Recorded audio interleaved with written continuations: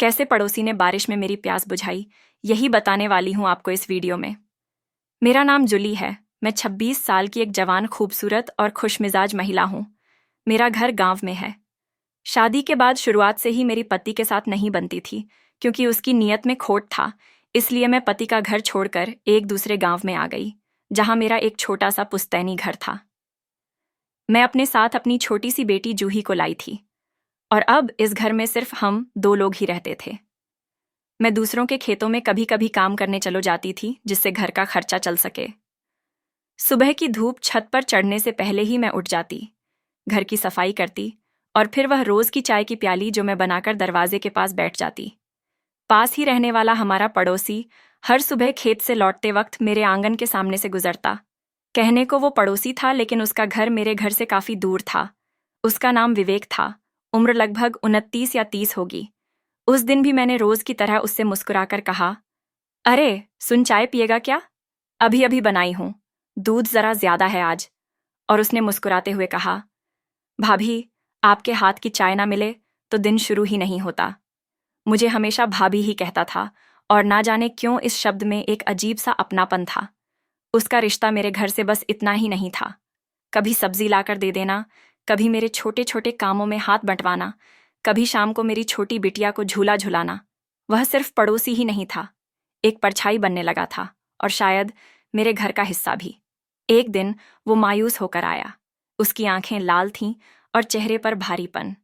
मैंने बिना कुछ पूछे एक प्याली चाय बढ़ा दी। उसने उदास मन से कहा, भाभी माँ, अब नहीं रही। मैं चौंक गई, पर कुछ नहीं कहा। बस उसका हाथ पकड़कर अपने पास बैठा लिया, और उसके लिए वही किया जो एक अपने करते हैं। मैंने उसका सिर प्यार से सहलाया और चुपचाप उसके आंसू पोंछे।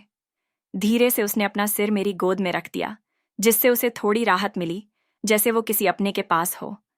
उस दिन पहली बार एहसास हुआ कि कुछ रिश्ते दिल से बनते हैं, जैसे उसके और मेरे बीच बन रहा था। दिन बीतते गए और हमारी नजदीकियां बढ़ती गईं। कुछ महीनों पहले की बात है। मेरी बिटिया जूही अब 6 साल की हो चुकी थी। पढ़ाई में तेज थी। गांव के स्कूल में बस जरूरत भर की पढ़ाई होती थी, लेकिन उसकी आंखों में शहर जैसा सपना पल रहा था। एक दिन रात को वह आई और बोली, माँ, टीचर बनने के लिए इंग्लिश भी सीखनी होगी ना? मैंने उसके बाल सहलाए और हंसते हुए कहा, हाँ बिटिया, और मेहनत भी करनी होगी। लेकिन मन में चिंता थी। पढ़ाई का खर्च, स्कूल की फीस और गांव से बाहर भेजना, यह सब इतना आसान नहीं था। अगले दिन विवेक खेत से लौट रहा था और रोज की तरह मेरे घर आया, तो मैंने बातों ही बातों में उससे जूही का सपना बताया, और वह थोड़ी देर चुप रहा। फिर बोला, भाभी, उसकी फीस की चिंता मत करो। पढ़ाई में जो कमी होगी वह मैं पूरी करवा दूंगा। जैसे आपने मेरे दर्द में साथ दिया, अब मेरी बारी है। मेरी आंखें भर आईं, पर वह आंसू दुख के नहीं, सुकून के थे। अब हर शाम वह जूही को पढ़ाता, कभी साइंस, कभी मैप्स और कभी ड्राइंग। वो उसको अंकल जी कहती, और वह हंसते हुए कहता, टीचर की बेटी है, खुद ही एक दिन स्कूल खोल देगी। गांव वालों को भी अब यह रिश्ता समझ में नहीं आ रहा था। लोग उल्टी सीधी बातें बनाने लगे। कोई जायज रिश्ता नहीं था, तो लोगों को ये बात हजम नहीं हो रही थी। लेकिन हमें उनसे कोई फर्क पड़ने वाला नहीं था।